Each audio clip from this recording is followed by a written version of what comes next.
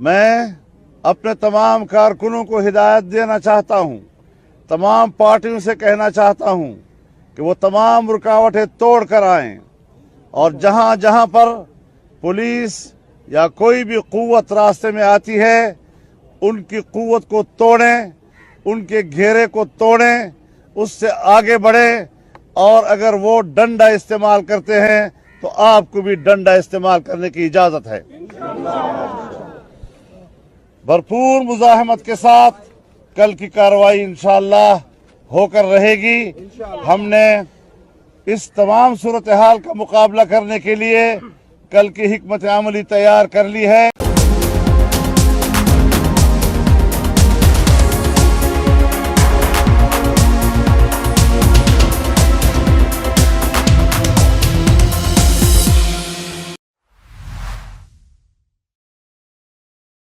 بسم اللہ الرحمن الرحیم۔ السلام علیکم۔ ہلو پاکستان میں اس وقت جو پاکستان کو تقسیم کرنے، پاکستان کو کمزور کر رہے ہیں، پاکستان کو دنیا کی نظروں میں ذلیل و خوار کر رہے ہیں اور عالمی تنہائی میں اضافہ کر رہے ہیں، اور پاکستان کے اوپر ساری دنیا کے پریشرز مزید ڈلوانے کے لیے جو ناجائز طریقے سے ایک ماورائے آئین و قانون رجیم چینج کیا گیا تھا، آج اس کے نتائج ہم بھگت رہے ہیں۔ میں 3 نتائج کی طرف آپ کی توجہ سب سے پہلے دلانا چاہتا ہوں۔ پہلا نتیجہ یہ ہے کہ ماحول یہ بن گیا ہے کہ جس طرح ساری ریاست کی ساری طاقت، ساری ریاست کے سارے قانون، ساری ریاست کے ساری کانسٹیٹیوشنل پروویژن، ساری ریاست کی ساری فورس اور ساری ریاست کے سارے وسائل وہ صرف ایک آدمی کے خلاف ہے اور ایک پارٹی کے خلاف ہے۔ پارٹی کا نام پاکستان تحریک انصاف ہے اور آدمی کا نام عمران خان ہے۔ اس سے جو پہلا خوفناک نتیجہ نکلا ہے وہ یہ نتیجہ نکلا ہے کہ لوگوں میں اور ریاست کے جو معتبر ادارے ہیں، وہ کوئی ایک ادارہ نہیں ہے، ان کے درمیان ایک ٹرسٹ ڈیفیسٹ، عدم اعتماد کی فضا پیدا ہو گئی۔ یہ بڑی خطرناک بات ہے۔ جو کوئی ریاست ہے اس کا کوئی ادارہ نہیں چل سکتا، سوال ہی پیدا نہیں ہوتا، نہ کوئی انصاف دے سکتا ہے، نہ کوئی نظام نظم و نسق قائم رکھ سکتا ہے، نہ کوئی جنگ جیت سکتا ہے جب تک لوگ اس کے ساتھ نہ کھڑے ہوں اور اس کی پشت پہ نہ کھڑے ہوں۔ یہ ساری دنیا کی تاریخ ہے۔ اس کو ہم تاریخ کو ہم اپنی مرضی سے بدل نہیں سکتے۔ اس تاریخ میں ہم کوئی اضافہ نہیں کر سکتے کہ فلانے وقت میں فلانے کی غلطی سے فلانا کام ہو گیا تھا۔ جہاں لوگ ساتھ کھڑے ہوتے ہیں وہاں فتح ہوتی ہے، جہاں لوگ ساتھ کھڑے نہیں ہوتے وہاں پہ بربادی ہوتی ہے۔ جہاں لوگ ساتھ کھڑے ہوتے ہیں، اور جو ایڈم سمتھ کی اکنامکس ہے، معاشیات جو اس وقت دنیا میں کیپٹلزم کی شکل میں لاگو ہوئی ہے، اس نظام میں بھی ایک بات بنیادی طور پہ یہ کہتے ہیں کہ جس پالیسی کے ساتھ لوگ اونرشپ دیں اور سمجھیں کہ یہ ہمارے لیے بنی ہے، یہ محدود چند لوگوں کے لیے اور گھر ہے چند لوگوں کا، بات چند لوگوں کی، اور دن ہے چند لوگوں کا، رات چند لوگوں کی، یہ کیفیت نہ ہو تو وہاں پہ ترقی ہوتی ہے، وہاں پہ تقدم ہوتا ہے، وہاں پہ تہذیب آگے بڑھتی ہے، وہاں پہ تمدن ہوتا ہے، اور وہاں پہ لوگ چاند ستارے تسخیر کرتے ہیں اور نئی نئی ایجادات ہوتی ہے۔ پاکستان میں دوسرا جو کریڈٹ ڈیفیسٹ آ گیا ریاست اور شہریوں کے درمیان آ گیا، وہ یہ ہے کہ ہر بندہ تقریباً پراپرٹی ڈیلر ہے۔ میں اداروں کی بات کر رہا ہوں اور وہ بہت کم ہیں جو صرف سروس کر رہے ہیں، اور اس کا نتیجہ یہ نکلا کہ سارا پیسہ شفٹ ہو گیا 2 جگہ کے اوپر۔ ایک منی لانڈرنگ، کسی طریقے سے ڈالر خریدیں، کسی طریقے سے سونا خریدیں، یا اس کو چارپائی کے نیچے دبا دیں، یا اس کو ملک سے باہر پہنچا دیں، اور دوسرا یہ کہ ایجادات بند ہو گئی ہیں۔ یہ ایڈیسن کے دور میں نظام سرمایہ داری ہوتا تو آج میرے کمرے میں بجلی نہ جل رہی ہوتی۔ اگر رائٹ برادران کے زمانے میں نظام سرمایہ داری ہوتا تو ہم جہاز پہ کبھی بھی نہ بیٹھتے۔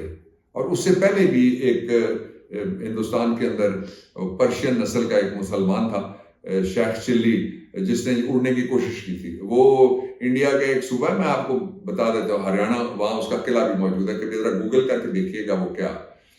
اچھا، اب جو اس صورتحال میں سب سے زیادہ لوگ جس کے اوپر زور لگا رہے ہیں، میں نے جن سب کی بات کی ہے، وہ یہ کسی طریقے سے عمران کو پکڑا جائے۔ عمران کیا گرفتار ہوگا، عمران کو کیا گرفتاری دینا چاہیے، یہ 2 ڈیبیٹس اس وقت چل رہی ہیں۔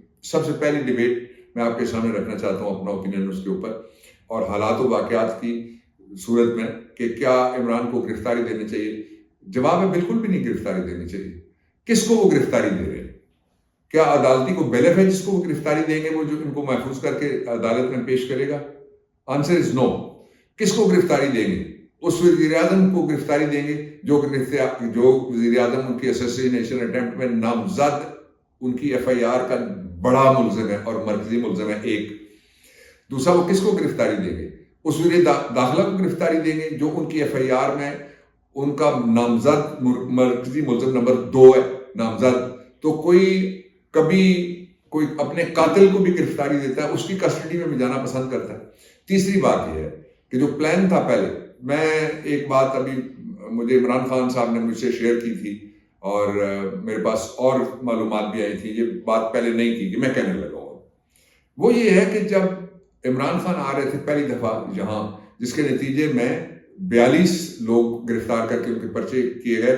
میں نے کل وہاں بحث کی تھی. آج اللہ کی مہربانی سے ان میں سے جو 27 ہیں ان کو ہم نے مقدمے سے نکلوا لیا، اس لیے کہ ہم نے ایک ویڈیو بنوائی تھی ایک وکیل صاحب سے، جو ویڈیو میں نے عدالت کو دکھائی کہ جو شناخت پریڈ ہے اس کی ضرورت نہیں تھی، جنہوں نے کی ہے یہ جھوٹ ہے اور یہ اس کی ویڈیو ثبوت ہے، وہ مان لیا گیا. اور جو 42 تھے باقیوں کی ضمانتیں ہوں گی، اس میں 3 بچے بھی شامل تھے ہمارا ایک کارکن عامر مغل اس کے.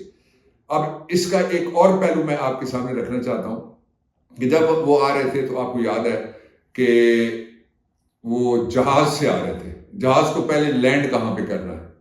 اچھا پہلے جی ہیلی کاپٹر پہ جائیں نہ جائیں، پھر جہاز ارینج ہو گیا، جہاز کو لینڈ کہاں پہ کرنا ہے، یہ ساری تیاری مکمل ہو گئی. ایئرپورٹ طے ہو گیا کس جگہ پہ ڈس امبارک کرنا ہے. فلائٹ نے لاہور سے اس نے امبارک کرنا ہے، عمران خان بیٹھیں گے اور آ جائیں گے. تو رات کو کوئی نامعلوم دھمکیاں ایسی ملی کہ صبح پائلٹ ہی بھاگ گئے، پائلٹ نہیں تھے. اور پھر پائلٹ ڈھونڈنے کی کوشش کی گئی تو جہاز کے نزدیک پھر جانے کا فائدہ. اور ساتھ ہی یہ پلان تھا جو عمران خان آپ کو بتا چکے، میں نے آپ کو پچھلی بات بتائی ہے، آدھی بات بتائی ہے جان کے. تو وہ پھر کہ جی مجھے اغوا کر کے تو گرفتار کر کے اور لے جانے کا پروگرام ہے. میں نے اشارہ ایک پہلے پھینکا تھا، وہ ذرا دیکھ لیجیے گا. میں نے کہا تھا کہ ترقی اگر بلوچستان میں ہو رہی ہے تو صرف مچھ جیل کی ہو رہی ہے. میں نے ایسے ہی نہیں کہا تھا آپ کو، وہ ساری کہانی ہوتی ہے پیچھے جو بات ہم آپ سے کر رہے ہوتے ہیں.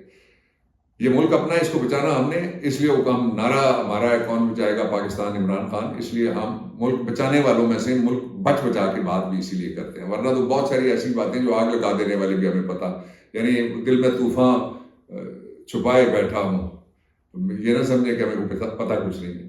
یہ دوسرا پہلو اس کا جو تیسرا پہلو ہے وہ یہ ہے کہ اب ایک بار پھر ویسی کوشش ہو رہی ہے، لیکن انشاءاللہ العزیز ابھی بھی کام ہو رہا ہے اور انشاءاللہ we will not lose hope. اور عمران خان گرفتار کرنے کا جواز کوئی نہیں ہے، کرنے کا وجہ کوئی نہیں ہے. یہ کیس ہوا ہے جس میں الیکشن کمیشن نے ایک پرائیویٹ کمپلینٹ فائل کی ہے. پرائیویٹ کمپلینٹ کیا ہے؟ توشہ خانہ آپ کے سامنے آ گیا. اس کے باوجود لکیر کو پیٹا جا رہا ہے. آخری بات جو میں اس پہ کہنا چاہتا ہوں وہ یہ ہے کہ عمران خان گرفتار انشاءاللہ العزیز نہیں ہو سکتے، اس لیے کہ اس کی وجہ ہی کوئی نہیں ہے. اچھا دوسرا میں پہلو آپ کے سامنے یہ رکھنا چاہتا ہوں کہ اس وقت پاکستان میں یہ سارا کچھ اس لیے ہو رہا ہے کہ عمران خان پاپولر، الیکشن اس سے کوئی نہیں جیت سکتا. اور قوم کا فیصلہ جس طرح مشرقی پاکستان میں فیصلہ نہیں مانا گیا تھا، اسی طرح سے جو 65% آبادی کا آدھے سے زیادہ پاکستان ہے اس کا فیصلہ، اس کو رد کرنے کی ساری کوشش ہو رہی ہے. لیکن الیکشن آ رہا ہے. مائی ہنچ ٹیلز می، باقی بات کل کروں گا. پاکستان زندہ باد.